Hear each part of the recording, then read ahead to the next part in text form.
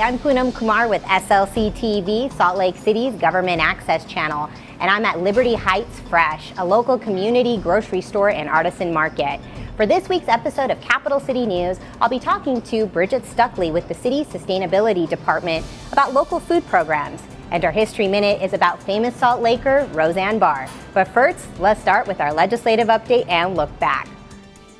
At its last meeting, the City Council discussed stable funding sources for city streets, a 2017 priority. The Council is considering all possible funding options for ongoing street repair and maintenance, including bonding, taxes, fund matching programs with residents, and fees. The city has commissioned a survey that will identify the condition of more than 1,800 miles of city streets. And due later this year, a study will identify streets in most need of repair for City Council prioritization.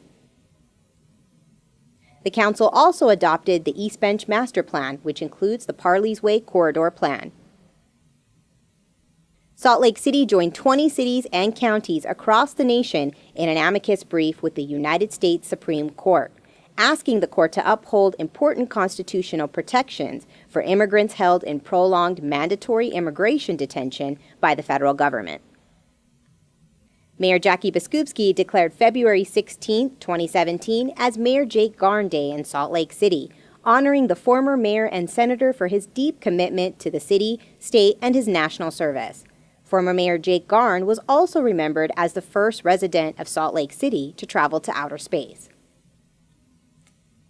To kick off Women's History Month early, Utah's Trailblazing Women, a panel discussion featuring some of the city's most influential female leaders, was held at the Salt Lake City Public Library.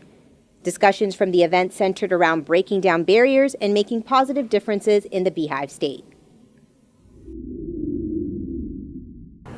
Salt Lake City has taken measures to increase food production locally through community gardening and urban farming. Bridget Stuchly with the city's sustainability department is here to tell us how the city is working to grow local, sell local, and eat local. The city is thinking about food because it's a really key component of a sustainable and resilient city. Everybody eats, and the way that we grow our food, to how we access our food, to how we even deal with food waste all has a lot of impacts on our environment and our health. So the city has started to look at different ways that we can both strengthen our local food system by growing more sustainable food, but also increase access within the community to healthier local foods. So one of the first things we need to do is increase local food production. If you look at the food that we currently eat, specifically fruits and vegetables, Utah is only growing 2% of the vegetables and 3% of the fruits that we consume.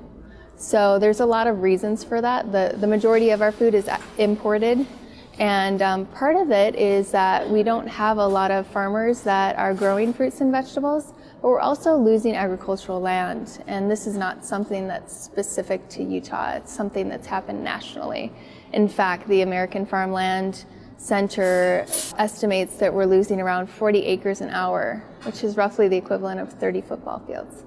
So we need to figure out innovative ways to not only grow food locally, but also to look at how we're protecting existing agricultural lands. A program we just initiated was the Local Micro Grant Fund. And this is for local food production. So it's micro grants aimed at local farmers that are using sustainable agriculture techniques. And they can apply for funding so they can implement projects like drip irrigation, buy seeds, maybe install a hoop house, but just expand their existing agricultural operations so they can produce more. We also just identified a parcel of land that we're putting out to bid to see if we can get a farmer to lease that property. And the reason we're doing that is because the city has some parcels that are not currently being used for anything and maybe have a weed management problem.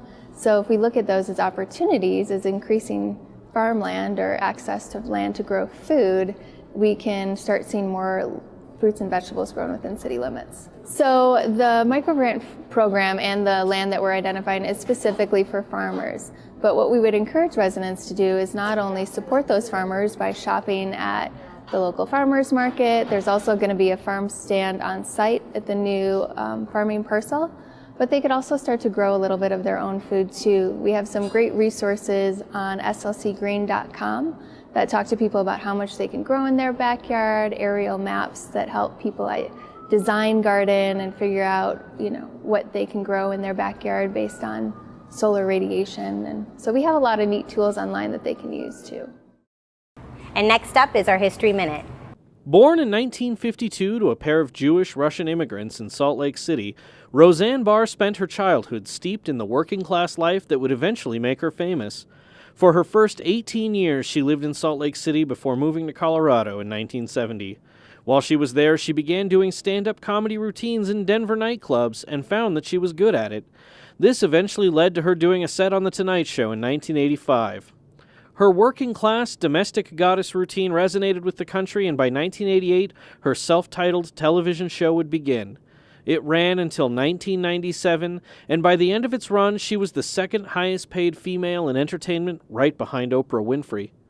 After her show ended, she returned to stand-up and eventually ran for president.